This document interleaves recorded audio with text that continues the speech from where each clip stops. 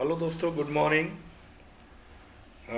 आइए आज डिस्कस करते हैं। इससे पहले कि मैं वीडियो शुरू करूं, प्लीज़ मेरा चैनल को सब्सक्राइब कर दीजिए और बेल आइकन को प्रेस कर दीजिए ताकि आने वाले नॉलेजेबल वीडियो आपको सबसे पहले मिल सके। और बेल आइकन को दबाना मत भूलिएगा। आइए जानते हैं जिससे ट्रेडर्स स्टॉक मार्केट में काफ़ी परेशान रहते हैं और भारी नुकसान का भी सामना करते हैं। ये एक मनोवैज्ञानिक पक्ष है, साइकोलॉजिकल एस्पेक्ट है स्टॉक मार्केट का, जिससे कोई भी ट्रेडर जिसके विषय में कोई भी ट्रेडर को ऐसा नहीं कि पता नहीं है। सारे ट्रेडर्स को इस विषय में पता है कि ग्रीड क्या है, फियर क्या है, फिर भी उसको कंट्रोल नहीं कर पाते हैं। आने वाले वीडियोस में मैं आपको बताऊंगा कि ग्रीड को कैसे कंट्रोल किया जाए और फियर को कैसे कंट्रोल किया जाए। आज के वीडियो में मैं थोड़ा सा आपको गाइड कर सकता हूं, और काफ़ी आपको लाभ भी होगी आने वाले दिन में अपने ग्रीड और फियर को कंट्रोल करने में। आइए जानते हैं पहले लालच क्या है। देखिए, एक एग्जांपल देते हैं। जैसे कोई स्टॉक आपने खरीद लिया, HDFC बैंक मान के चलिए 1500 के भाव में खरीद लिया, तो आप सोचने लगते हैं कि इसमें अच्छा प्रॉफिट हो। ठीक है, जब ये 1500 से 1600 पहुंच जाता है तो आप उसको बुक नहीं करते हैं। 100 रुपया आपके लिए मतलब उस टाइम कम लगने लगती है जब वो स्टॉक रफ्तार से अपना ट्रेन पकड़ती है। मतलब कि आप मान के चलिए रफ्तार से बढ़ने लगती है तो आप सोचने लगते हैं, एक साइकोलॉजिकल एरर, एक मनोवैज्ञानिक गलती आपके माइंड में क्रिएट हो जाती है कि अब ये 1700 भी पहुंच सकता है, ये 1650 भी पहुंच सकता है। ऐसा आपके माइंड में क्लियर कट एक इमेज क्रिएट हो जाती है, जिससे आपको आपके भीतर एक लालच, जिसको हम लोग बोलते हैं ग्रिड पैदा हो जाती है।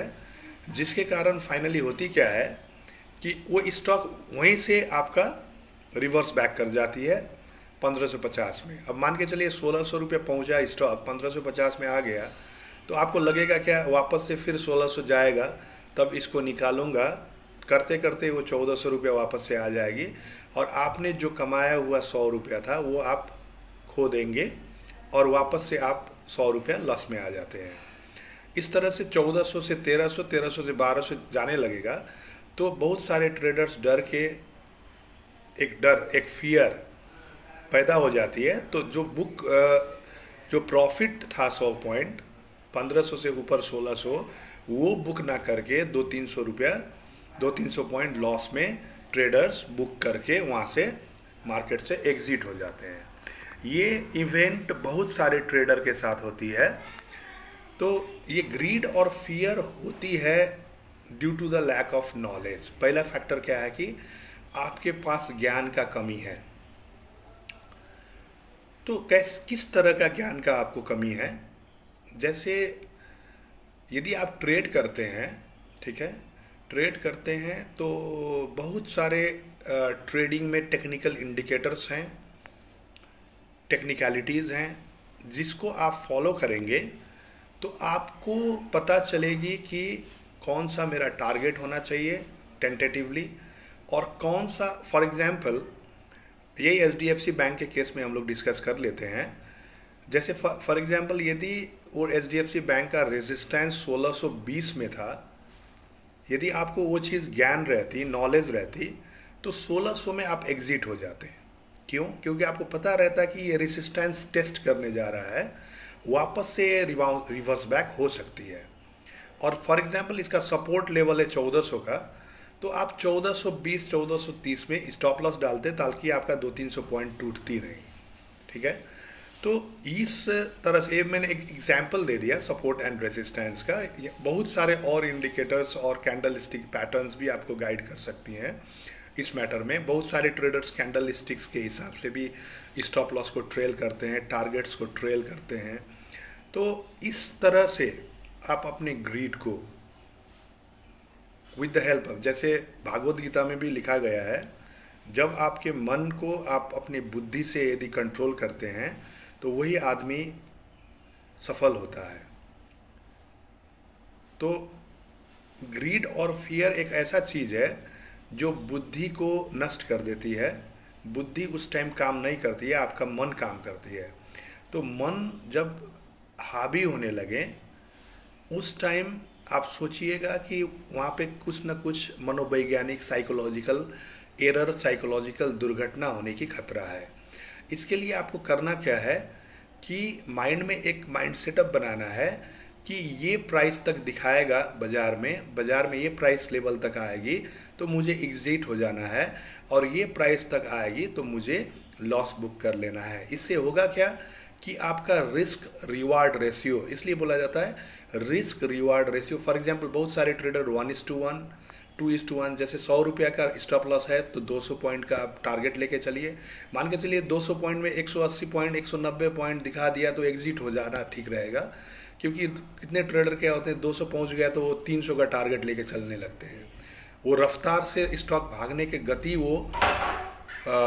से वो एक्चुअली कैलकुलेट करने लगते हैं कि अब यहाँ से फिर 100 पॉइंट भी और भाग सकता है।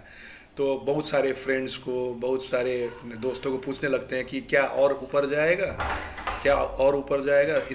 इसके वजह से वो अपने ऊपर कॉन्फिडेंट और लैक ऑफ नॉलेज, अज्ञानता के वजह से आया हुआ जो प्रॉफिट है वो गंवा देते हैं। तो ये ग्रीड और फियर को हटाने के लिए आप ये रिस्क रिवार्ड रेशियो, पहला टेक्निक है, रिस्क रिवार्ड रेशियो को फिक्स कीजिए और उसमें प्रॉमिस करके, उसमें स्ट्रिक्ट होके उसको फॉलो कीजिए।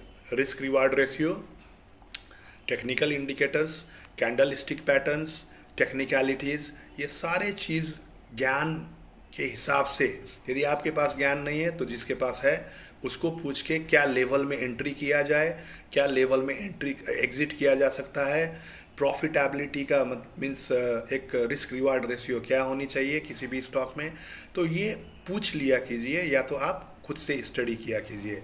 इससे आपको ग्रीड एंड फियर में, ये दोनों में आपको कंट्रोल करने में सफलता मिलेगी और आप हमेशा ट्रेडिंग में अपने कैपिटल को बचा पाएंगे और प्रॉफिट कमा पाएंगे।